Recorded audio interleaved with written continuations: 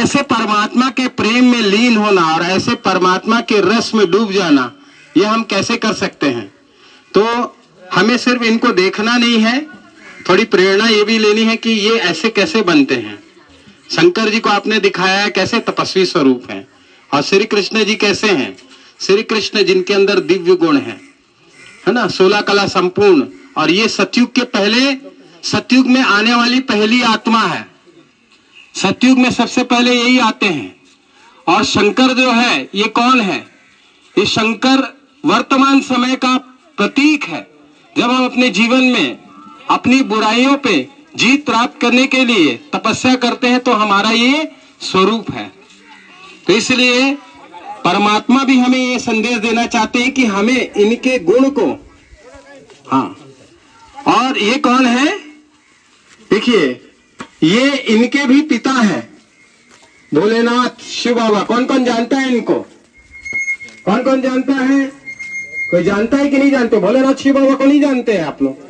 तो एक बार बोलिए भोलेनाथ की, भोलेनाथ की, शंभुनाथ की।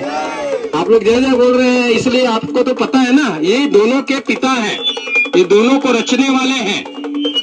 और निराकार शिव परमात्मा बार बार ये बता रहे हैं कि इस घोर कलयुग का अंत अब होने वाला है और नई सतयुगी दुनिया आने वाली है।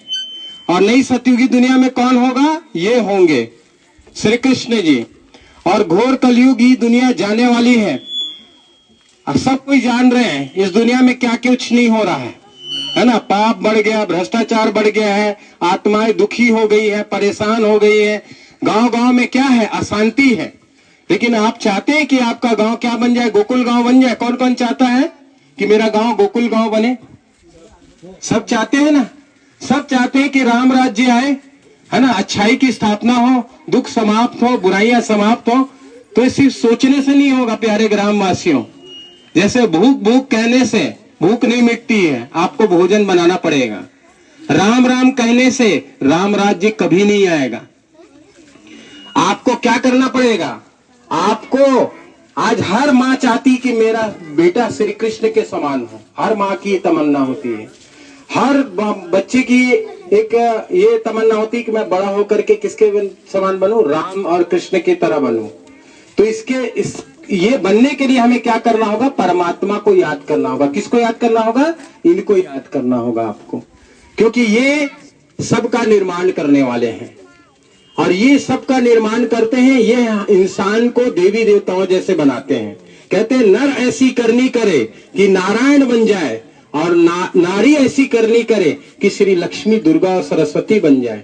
तो आप ऐसा बन सकते हैं। कैसे बन सकते हैं? परमात्मा को याद करने से। कहते हैं कि परमात्मा जो है वो 1000 भुजाओं वाला है। और कहते हैं कि बिन पद चले सुने बिनु काना, कर विधि कर्म करे विधि नाना। यानी वो परमात्मा बगैर पैर के चल सकता है और बगैर हाथ के कर्म कर सकता है, क्योंकि परमात्मा की महिमा अपरम अपरार है, क्योंकि परमात्मा सर्वशक्तिवान है। इसे ही हम महाकाल भी कहते हैं। क्या कहते हैं? महाकाल भी कहते हैं, क्योंकि वो कालों के काल है। तो इसको राजी कर लिए तो सब राजी हो जाएगा कि नहीं हो जाएगा? तो इसलिए किससे संबंध बनाना है? इनसे संबंध जोड़ना है। आज तक हमने सबसे संबंध जोड़ा और भक्ति मार्ग में गाते रहे, त्वमेव माताश्च पिता त्वमेव, त्वमेव बंधुश्च सखा त्वमेव, त्वमेव बंधु विद्या द्रविणम त्वमेव, त्वमेव सर्वम मम देव देव, कहते रहे मंदिर में। लेकिन आज तो परमात्मा इस संसार में आया हुआ है, आपको पता है। हम आपको एक खुशखबरी देना चाहते हैं कि भगवान का अवतरण इस संसार में हो चुका है। आप माने या ना माने, है ना। हमारे शास्त्रों में लिखा हुआ है कि हे परमपिता परमात्मा, मुझे अज्ञान से ज्ञान की ओर ले चल, मुझे मृत्यु से अमरता की ओर ले चल, मुझे अंधकार से प्रकाश की ओर ले चल। ये क्यों कहा गया है? उस परमात्मा के लिए कहा गया। तो परमात्मा हमें अंधकार से प्रकाश की ओर ले जाने के लिए आए हैं। क्या आप चलने के लिए तैयार हैं? ये आपको निमंत्रण दिया जा रहा है प्यारे भाइयों और बहनों, ग्रामवासियों। ये बात सत्य है, क्योंकि परमात्मा सत्यम शिवम सुंदरम है।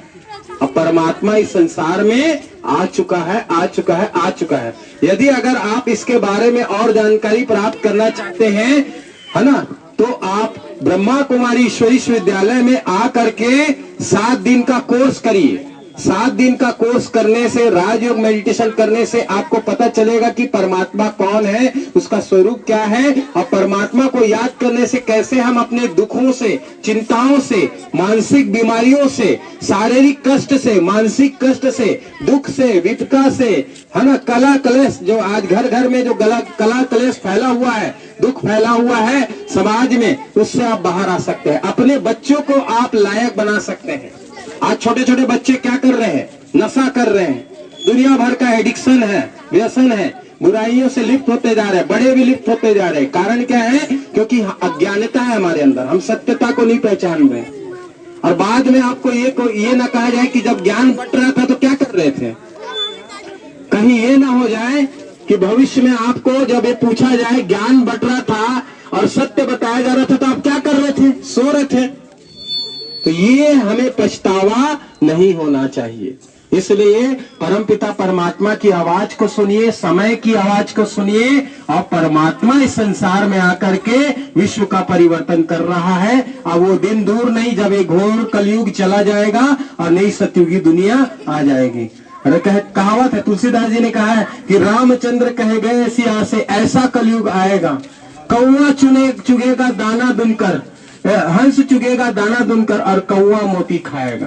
तो घोर कलयुग अभी दिखाई दे रहा है। तो इस अंधकार से बाहर निकलने का क्या रास्ता है? वो है परमात्मा का ज्ञान। तो परमात्मा का ज्ञान सुनिए, ब्रह्मा कुमारी इसमें 7 दिन का कोर्स करिए, निःशुल्क आइए और अपने घर परिवार सहित अपने घर को मंदिर लायक बनाइए, घर को आश्रम बनाइए। यही काम पिछले कई वर्षों से चल रहा है। यही बताने के लिए आपके पास हम आए हैं, और इनके लिए जोरदार तालियां बजा दीजिए अपने लिए भी। ओम शांति।